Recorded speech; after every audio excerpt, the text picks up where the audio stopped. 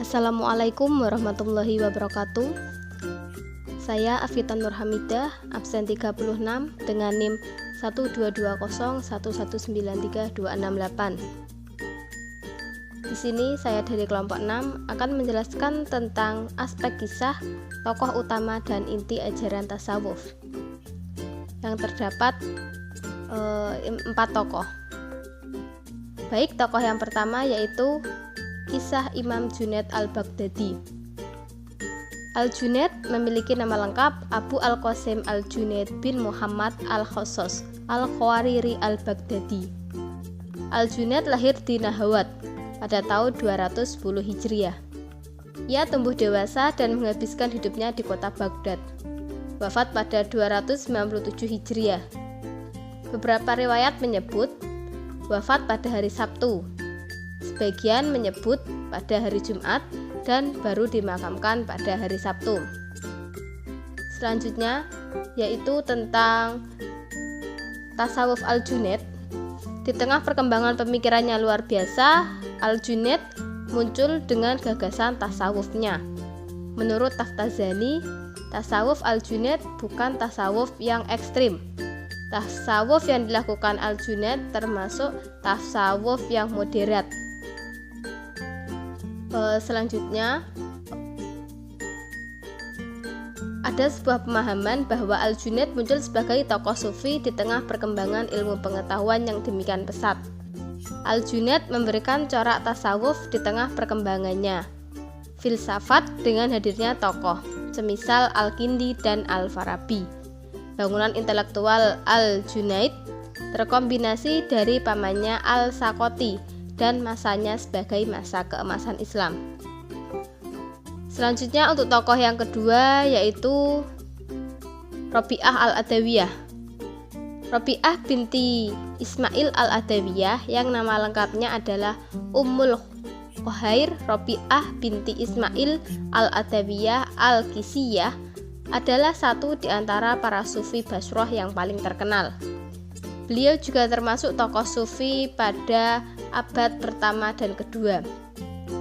Sufi ini terkenal dengan maqam mahabbah, yakni cinta ilahi. Pemberian nama Rabi'ah dilatar belakangi oleh sensibilitas keluarganya. Sebagai anak keempat dari 4 bersaudara, di samping 3 orang putri lainnya dari keluarga miskin di Basharah.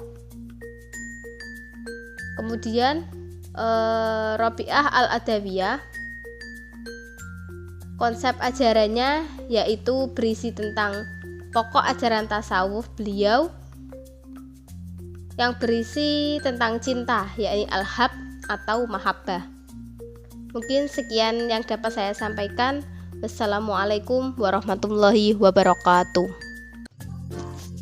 Assalamualaikum warahmatullahi wabarakatuh. Perkenalkan, nama saya Muhammad Adam Bafia Prisam dari kelompok 26 nomor absen 17. Di sini saya akan menyampaikan materi terkait kisah teladan Al-Ghazali. Nama lengkap dari Imam Al-Ghazali ialah Abu Hamid bin Ibnu Muhammad Ibnu Ahmad Al-Ghazali, lebih dikenal dengan Al-Ghazali. Dia lahir di kota kecil yang terletak di dekat Tus, Provinsi Khorasan, Republik Islam Irak pada tahun 450 Hijriah atau 1058 Masehi.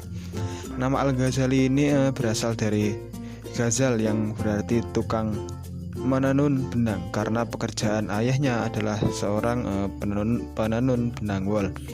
Sedangkan Ghazali juga diambil dari kata ghazalah, yaitu nama kampung kelahiran Al-Ghazali, dan inilah yang banyak dipakai sehingga namanya pun dinisbatkan oleh orang-orang kepada pekerjaan ayahnya atau kepada tempat lahirnya. Pada mulanya Al-Ghazali mengenal tasawuf adalah ketika sebelum ayahnya meninggal. Namun dalam hal ini ada 2 versi. Yang pertama,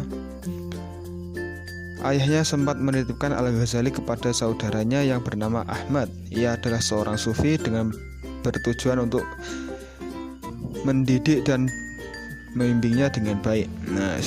Yang kedua, sejak kecil Al-Ghazali dikenal sebagai anak yang senang menuntut ilmu. Sejak masa kanak-kanak ia telah belajar dengan sejumlah guru di kota kelahirannya. Di antara guru-gurunya pada waktu itu adalah Ahmad Ibnu Muhammad Al-Radzikani. Kemudian pada masa mudanya ia belajar di Nishapur juga di Khorasan, yang pada saat itu merupakan salah satu pusat ilmu pengetahuan yang penting di dunia Islam. Selanjutnya kisah teladan dari Imam Al-Ghazali, di mana Syekh Abdullah dalam Hasyiah Asy-Syarqawi ala Syarhuddudi menceritakan ketika Imam Al-Ghazali telah meninggal, seorang bertemu dengan beliau dalam mimpi. Lalu ia bertanya kepada Imam Al-Ghazali, "Apa yang Allah lakukan kepadamu?" Lantas Imam Ghazali menjawab, "Allah mendirikanku di hadapannya." Lalu Allah bertanya, "Bekal apa yang engkau bawa untuk menghadapku?" Lalu Imam Al-Ghazali menyebutkan satu persatu kebaikan yang telah ia lakukan selama masa hidupnya. Kemudian Allah berfirman, "Sesungguhnya dari sekian banyak kebaikan yang engkau lakukan, tidak ada satupun yang aku terima. Tidak ada apapun yang dapat memberikan manfaat kepadamu pada hari ini dan yang dapat menjadi sebab engkau masuk surga, kecuali satu hal, yakni ketika engkau sedang menulis lalu seekor lalat yang kehausan hingga pada pena yang sedang engkau gunakan, kemudian engkau biarkan alat tersebut untuk minum hingga ia merasa puas tanpa mengganggu dan mengusiknya. Rasa sayangmu kepada lalat tersebut mengundang ridhoku kepadamu, dan dengan ridho itulah engkau ku masukkan ke dalam surga." Dalam kisah ini aspek keteladanannya adalah rasa sayang kepada makhluk Allah, baik itu manusia atau kepada hewan, dan rasa semangat dalam mencari ilmu. Materi yang berikutnya ialah kisah keteladanan Syekh Abdul Qadir Al-Jailani. Membahas sedikit tentang nama lengkap beliau adalah Syekh Abdul Qadir Al-Jailani bin Abu Muhammad bin Muhyiddin Abdul Al-Qadir bin Abi Saleh Musa Jinki Dausat bin Abdullah bin Yahya Az-Zahid bin Muhammad bin Daud bin Musa bin Abdullah Abi Al-Makarim bin Musa Al-Juni bin Abdullah Al-Mahdi bin Hasan Al-Musanna bin Hasan bin Ali bin Abi Thalib dan Fatimah Az-Zahra.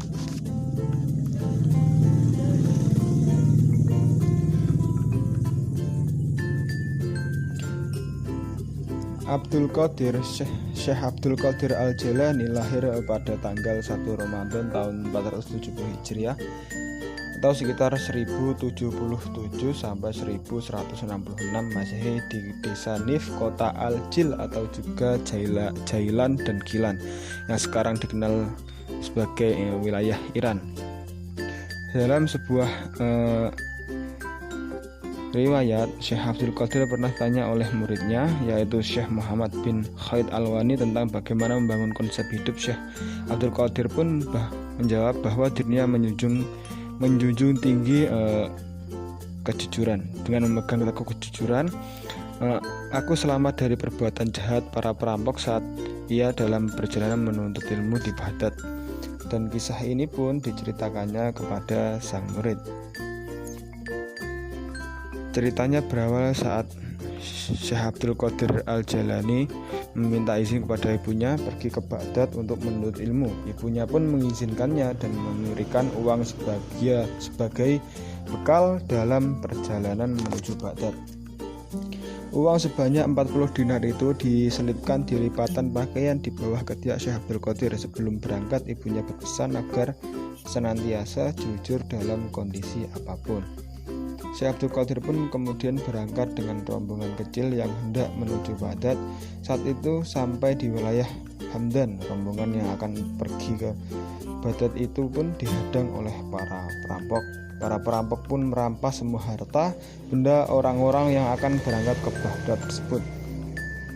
Hingga tiba saat Syekh Abdul Qadir didekati salah satu perampok. Perampok itu menanyakan tentang harta benda yang dibawanya, dan seketika pun dengan jujur Syekh Abdul Qadir pun menjawab bahwa ia membawa uang 40 dinar. Syekh Abdul Qadir pun menunjukkan letak di mana uangnya disimpan. Namun perampok yang bertanya itu meragukan jawaban Syekh Abdul Qadir yang masih kecil dan menganggapnya hanya sebagai candaan. Tetapi saat perampok lainnya bertanya tentang hal yang sama, Syekh Abdul Qadir pun menjawab seperti yang diutarakannya sebelumnya. Hingga kemudian para perampok itu mengadu pada pemimpinnya. Pemimpin perampok pun lantas menghampiri Syekh Abdul Qadir dan menanyakan tentang harta yang dibawanya. Syekh Abdul Qadir pun kembali menjelaskan bahwa dirinya membawa uang 40 dinar yang diletakkan di lipatan baju. Pimpinan perampok itu lantas merobek jahitan baju yang berada di bawah ketiak Syekh Abdul Qadir dan mendapati uang sebesar 40 dinar itu. Pemimpin perampok pun terharu hingga bertanya pada Syekh Abdul Qadir tentang apa yang membuatnya begitu saja mengaku tentang harta yang dibawanya yang akan dirampok. Syekh pun menjawab bahwa ia teringat pesan sekaligus janji pada ibunya agar selalu jujur, sebab itulah Syekh Abdul Qadir memberitahu harta yang dibawanya pada perampok. Dan setelah mendengar cerita dari Syekh tersebut, para perampok tersungkur dan menangis. Ia pun langsung menyatakan tobat atas perbuatannya. Seketika anak buahnya pun mengikuti bertobat dan mengurungkan niat untuk merampok harta benda rombongan yang hendak dipakai pergi ke Baghdad. Yang bisa diambil teladan dari kisah tersebut ialah aspek kejujuran dan aspek berbakti kepada kedua orang tua. Sekian, terima kasih. Kurang lebihnya mohon maaf. Wassalamualaikum warahmatullahi wabarakatuh.